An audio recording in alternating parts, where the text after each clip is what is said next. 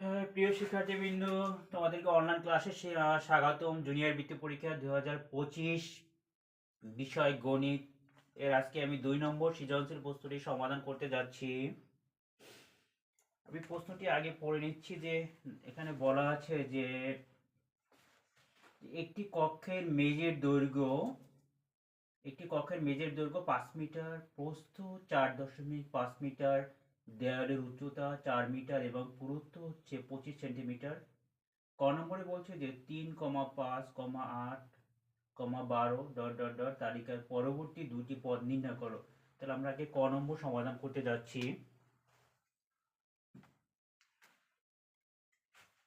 ক নম্বর 2 নম্বরের ক দাগ।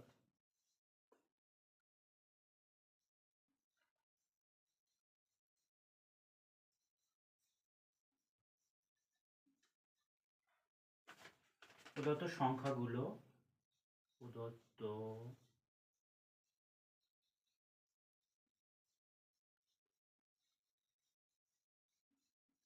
সংখ্যাগুলো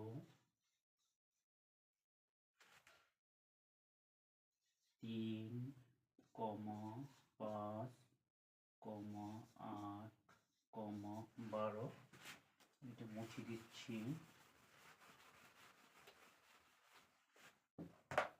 12 ডট ডট ডট পাশাপাশি দুটি সংখ্যার পার্থক্য।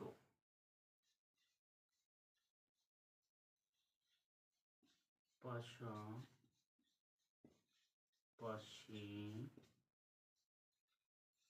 দুইটি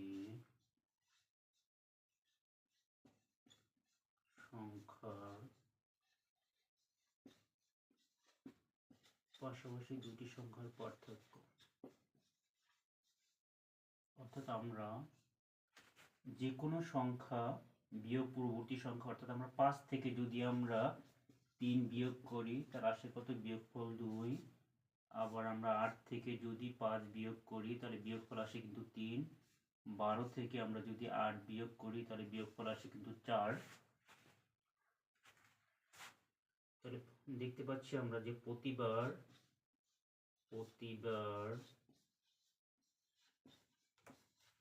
পার্থক্য আমরা দেখতে পাচ্ছি যে এই পাশাপাশি 3 এবং 5 এই দুটি সংখ্যার পার্থক্য হচ্ছে 2। আবার 8 এবং 5 এই দুটি সংখ্যার পার্থক্য হচ্ছে 3। তাহলে প্রতিবার দেখতে পাচ্ছি আমরা পার্থক্য কিন্তু 1 করে বাড়ছে। এখানে 5 আর 3 এর পার্থক্য হচ্ছে 2, আবার 8 এবং 5 এর পার্থক্য হচ্ছে 3। তাহলে এখানে ছিল 2 আর এখানে হচ্ছে 3, তাহলে 1 কিন্তু বাড়ছে। আবার 8 এবং 12 এর পার্থক্য হচ্ছে কিন্তু 4। তার পূর্ববর্তী দুটি সংখ্যার পার্থক্য হচ্ছে 3, তাহলে এখানেও কিন্তু 1 করে বাড়ছে। তাহলে প্রতিবার পার্থক্য 1 করে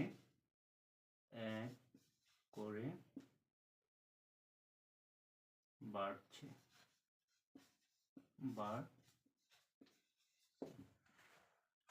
পরবর্তী তালিকার পরবর্তী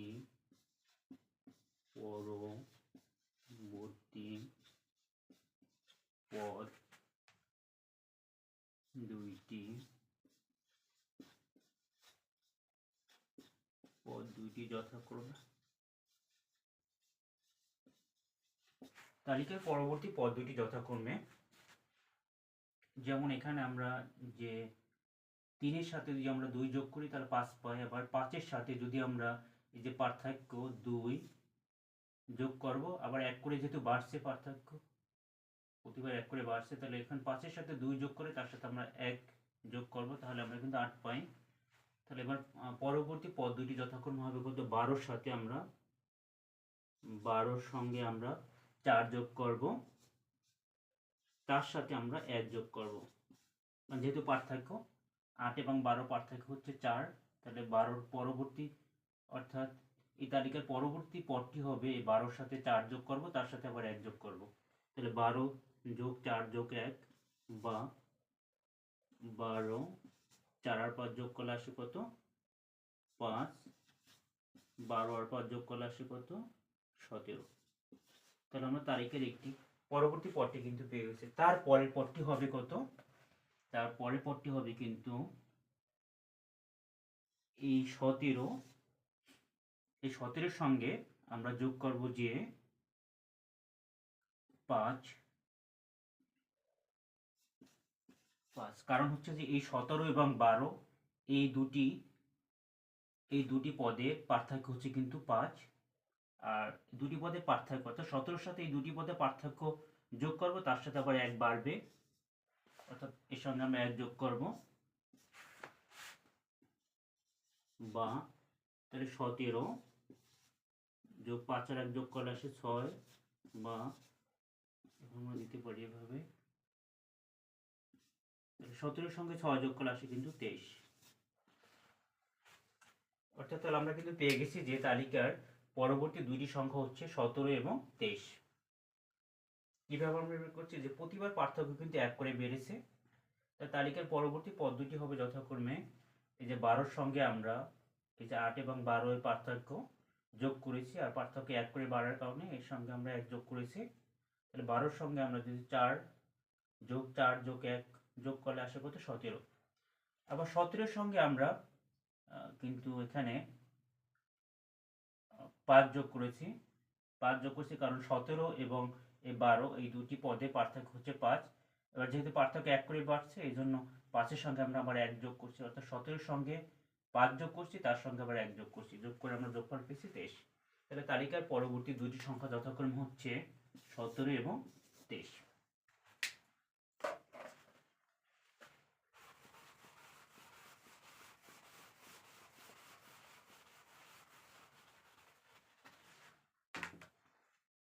এবার আমরা সলভ করব 2 নং প্রশ্নের খদাকে বলছি কি আমরা দেখব যে 4 দেয়ালের আয়তন নির্ণয় করতে বলছে, যে একটি কক্ষ, সেই কক্ষের মেঝের দৈর্ঘ্য হচ্ছে 5 মিটার, প্রস্থ 4.5 মিটার এবং দেয়ালের উচ্চতা হচ্ছে 4 মিটার এবং পুরুত্ব হচ্ছে 25 সেন্টিমিটার। 4 দেয়ালের আয়তন নির্ণয় করো। আমরা এখন 4 দেয়ালের আয়তন নির্ণয় করব। আমরা যদি এটাকে যদি চিন্তা করি, সেই কক্ষের মেঝে যদি এটাকে চিন্তা করি, এটাকে যদি আমরা কক্ষের মেঝে চিন্তা করি, আর এটাকে যদি আমরা দেয়াল চিন্তা করি, যে এভাবে এই এক পাশের এই কক্ষের মেঝের এক পাশের দেয়াল, তাহলে এটা হচ্ছে যে এই দেয়ালটা হচ্ছে দৈর্ঘ্য বরাবর দেয়ালের আমরা আয়তন নির্ণয় করব। আমরা তাহলে দৈর্ঘ্য বরাবর লিখতে পারি দৈর্ঘ্য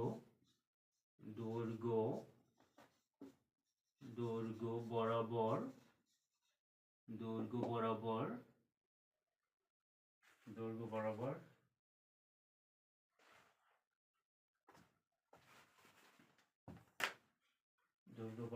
একদিকের দৈর্ঘ্য বরাবর, যেহেতু দৈর্ঘ্য কিন্তু এদিকে দৈর্ঘ্য কিন্তু দুই দিকে, এই জন্য আমরা একদিকের দৈর্ঘ্য বরাবর একদিকের দেওয়ালের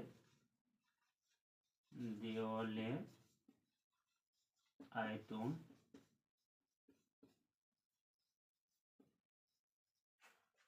দৈর্ঘ্য বরাবর একদিকের দেয়ালের আয়তন। আমরা জানি আয়তন নির্ণয়ের সূত্র হচ্ছে দৈর্ঘ্য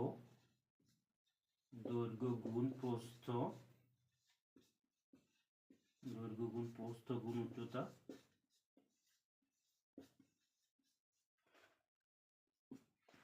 দৈর্ঘ্য গুণ প্রস্থ গুণ উচ্চতা ঘন একক।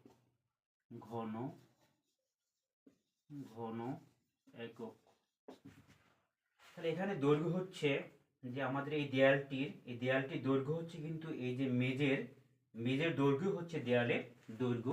অর্থাৎ আমরা যদি দেয়ালের আয়তন নির্ণয় করতে চাই, তাহলে যে দৈর্ঘ্য হচ্ছে মেঝের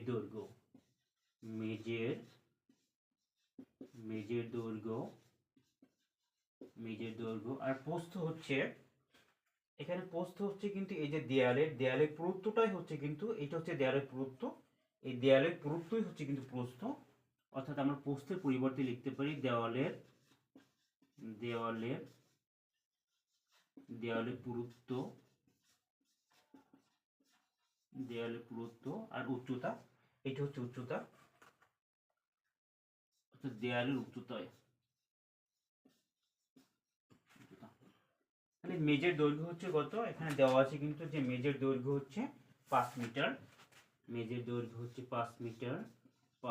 মিটার, আর দেয়ালের পুরুত্ব, এই যে দেয়ালের পুরুত্ব দেওয়া আছে দেয়ালের পুরুত্ব দেওয়া হচ্ছে 25 সেন্টিমিটার, 25 সেন্টিমিটার, আর উচ্চতা হচ্ছে এই যে দেয়ালের উচ্চতাটা, এই উচ্চতা হচ্ছে 4 মিটার। 4 মিটার। তাহলে আমরা শিক্ষার্থীবৃন্দ আমরা এখানে দেখতে পাচ্ছি যে এখানে কিন্তু দুইটি এককে একই, এই যে এটা, এই যে 5 আছে মিটারে আর 4 আছে মিটারে, কিন্তু 25 আছে কিন্তু সেন্টিমিটারে। এই জন্য আমরা এই সেন্টিমিটার থেকে এখন মিটারে যাব। তাহলে সেন্টিমিটার থেকে আমরা কিভাবে মিটারে যাব? আমরা জানি সেন্টিমিটার যে কিন্তু মিটার এককটির মান বড়, অর্থাৎ আমরা সেন্টিমিটার থেকে যদি আমরা মিটারে যাই তাহলে কিন্তু আমরা 100 দ্বারা ভাগ করব। 100 দ্বারা ভাগ করব, তাহলে আমরা কিন্তু মিটারে চলে যাব। অর্থাৎ আমরা জানি যে 100 সেন্টিমিটারে 1 মিটার, তাহলে 5 মিটার।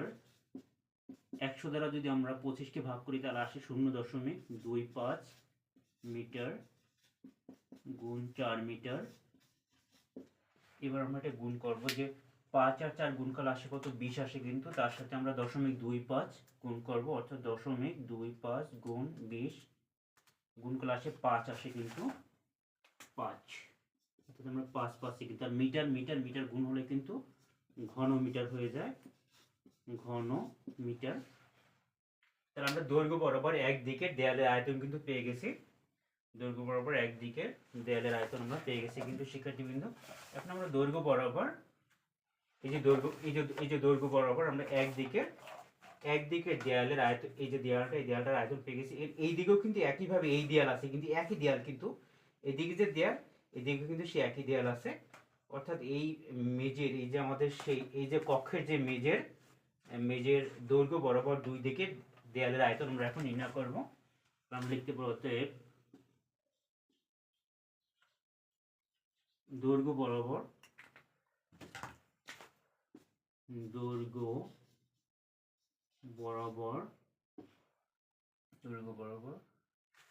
দুই দিকের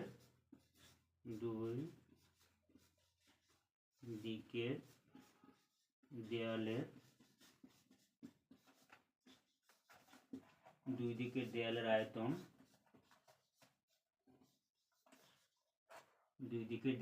হবে কত?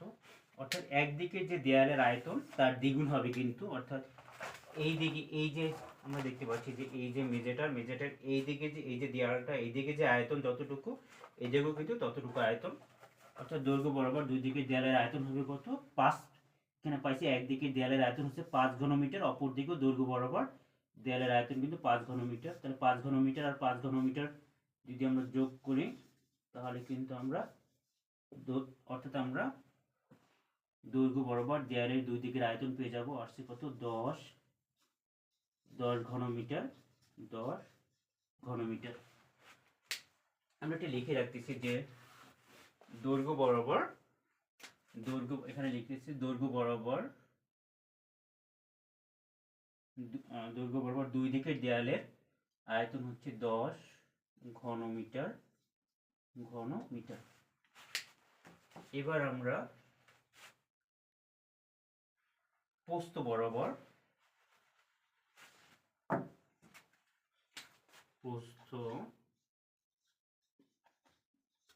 বরাবর একদিকের দেয়ালের আয়তন, প্রস্থ বরাবর, অর্থাৎ এবার এই যে প্রস্থ আমরা দেখতে পাচ্ছি, এই যে আমাদের প্রস্থ, এই যে আমাদের মেজের প্রস্থ হচ্ছে এইটা। এবার প্রস্থ বরাবর দেয়ালের আয়তন আমরা নির্ণয় করব। তাহলে প্রস্থ বরাবর দেয়ালের আয়তনটা যদি আমরা নির্ণয় করতে চাই তাহলে আমরা দেখতে পাচ্ছি যে এই, অর্থাৎ এবার হবে যে প্রস্থ বরাবর একদিকে দেয়ালের আয়তন দৈর্ঘ্য গুণ প্রস্থ গুণ উচ্চতা। এবার কিন্তু অর্থাৎ দৈর্ঘ্য হবে মেজের যে প্রস্থ, এই যে মেজের প্রস্থ হচ্ছে দেয়ালের দৈর্ঘ্য, অর্থাৎ দেয়ালের দৈর্ঘ্য হচ্ছে মেজের প্রস্থ, আর এবার দেয়ালের প্রস্থ হচ্ছে, এই যে দেয়ালের প্রস্থ হচ্ছে দেয়ালের পুরুত্ব গুণ উচ্চতা। তাহলে মেজের প্রস্থ, আমরা মেজের প্রস্থটা লিখে দিচ্ছি। মেজের প্রস্থ হচ্ছে 4 মিটার, অর্থাৎ আমরা এখানে 4 মিটার লিখতে পারি, 4 মিটার। আর দেয়ালের পুরুত্ব 25 সেন্টিমিটার গুণ 4 মিটার। এবার আমরা এই 25 সেন্টিমিটারকে আমরা মিটারে প্রকাশ করছি, অর্থাৎ 3টি এককে নিয়ে যাচ্ছি।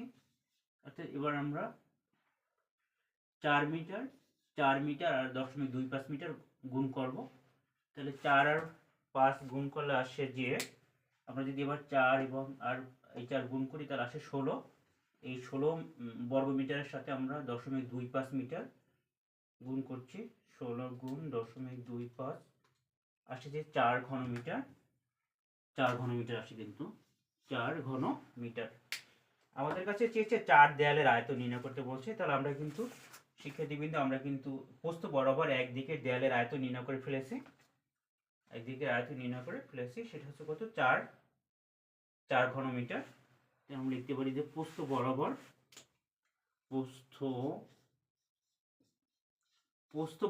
দুই দিকে দেয়ালের আয়তন। হচ্ছে একদিকে এই যে প্রস্থ বরাবর, শিক্ষার্থীবৃন্দ আবারও দেখতে পাচ্ছি আমরা, এইটা হচ্ছে প্রস্থ। এই প্রস্থ বরাবর এই দেয়ালে একদিকের আয়তন হচ্ছে 4 ঘন মিটার। আবার এই একটা দিকে, এটাও কিন্তু প্রস্থ বরাবর দেয়াল, একই দেয়াল কিন্তু। অর্থাৎ তাহলে প্রস্থ বরাবর দুই দিকের দেয়ালের আয়তন হচ্ছে 4 যোগ 4 ঘন মিটার সমান সমান আসে হচ্ছে যে 8 ঘন মিটার। এটা আসে কিন্তু। আবার একটু দেখে নিচ্ছি যে 4 আমাদের উচ্চতা ছিল যে 4 মিটার। আর আমাদের প্রস্থ কিন্তু মেজের প্রস্থ কিন্তু 4.5। মেজের প্রস্থ হচ্ছে 4.5, কিন্তু আমরা ভুল, যেখানে মেজের প্রস্থ হচ্ছে 4.5। মেজের প্রস্থ হচ্ছে 4.5।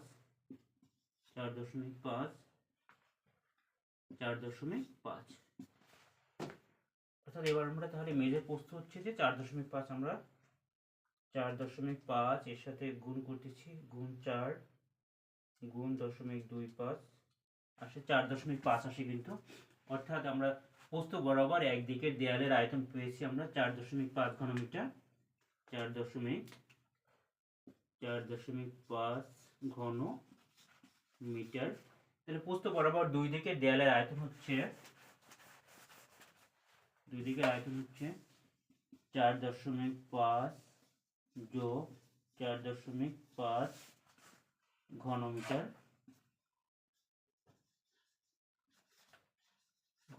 সমান সমান আসছে হচ্ছে যে 9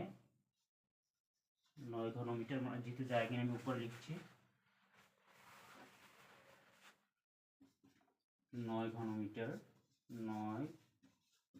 মিটার। অতএব আমরা লিখতে পারি যে 4 দেয়ালের আয়তন। অতএব 4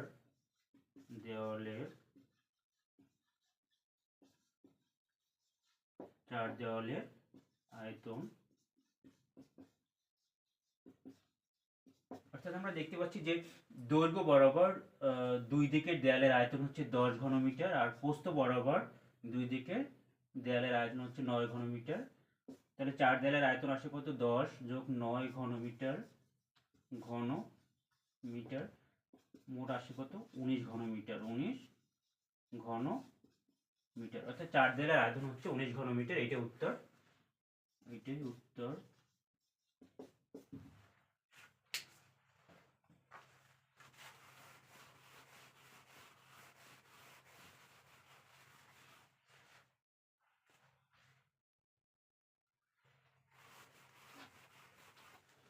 এবার আমরা এই 2 নম্বরের গ দাগ অঙ্কটি সলভ করব। 2 নম্বরের গ দাগ।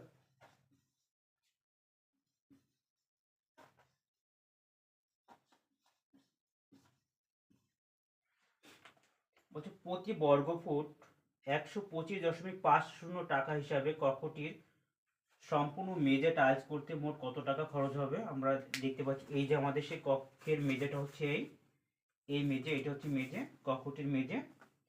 এই কক্ষটির মেঝে আমরা কি করব? টাইলস লাগাবো।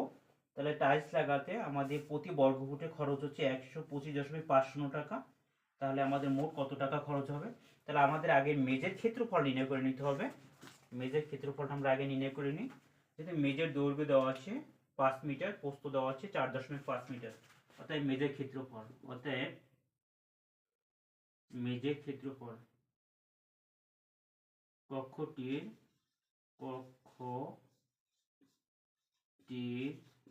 মেজের ক্ষেত্রফল, কক্ষটির মেজের ক্ষেত্রফল সমান সমান হচ্ছে দৈর্ঘ্য গুণ প্রস্থ, দৈর্ঘ্য গুণ প্রস্থ বর্গ একক, কক্ষটির মেজের দৈর্ঘ্য হচ্ছে 5 মিটার, আর প্রস্থ হচ্ছে 4.5 মিটার।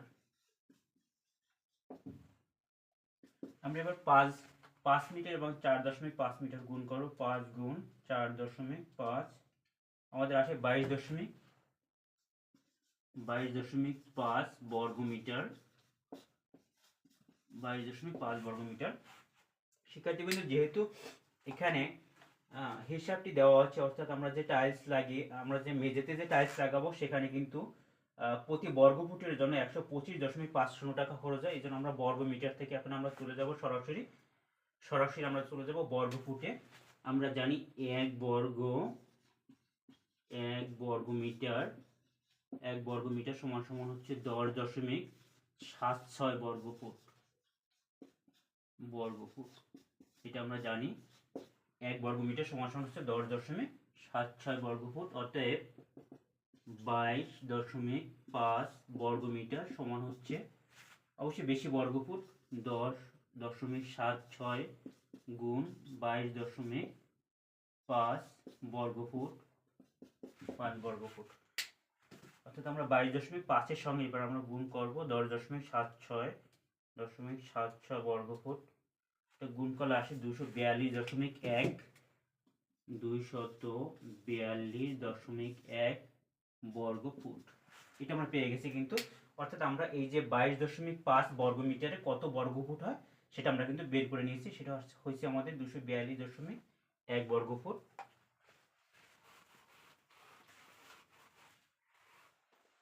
এবার আমরা এই মেঝেতে আমরা টাইলস লাগাবো। তাহলে প্রতি বর্গ ফুটের জন্য খরচ হয় কত? 125.50 টাকা খরচ হয়। তাহলে বলছে যে কক্ষটির সম্পূর্ণ মেঝে টাইলস করতে মোট কত টাকা খরচ হয়। তাহলে আমরা লিখতে পারি 1 বর্গ ফুটের জন্য খরচ হয়, 1 বর্গ ফুটের জন্য, মেঝেটিতে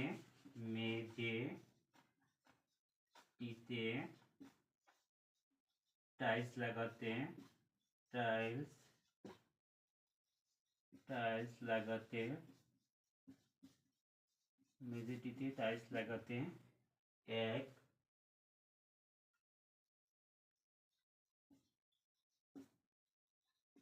1 বর্গ ফুটের জন্য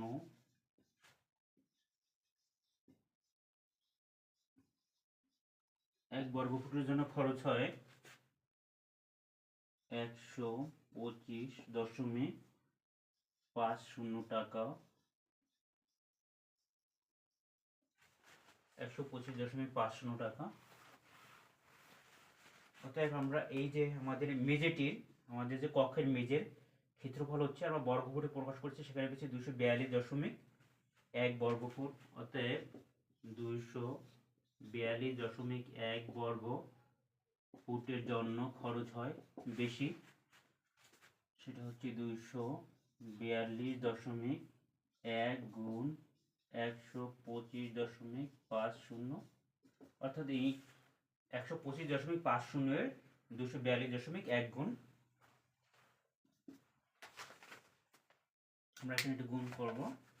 242.1 গুণ 125.50 আসে হচ্ছে 30,383.55 টাকা। অর্থাৎ আমাদের সেই কক্ষের মেঝেতে, অর্থাৎ আমরা এইটাকে ধরে নিয়েছিলাম কিন্তু কক্ষের মেঝে, এই কক্ষের মেঝেতে টাইলস লাগাতে মোট খরচ হচ্ছে 30,383.5 টাকা। এটি উত্তর।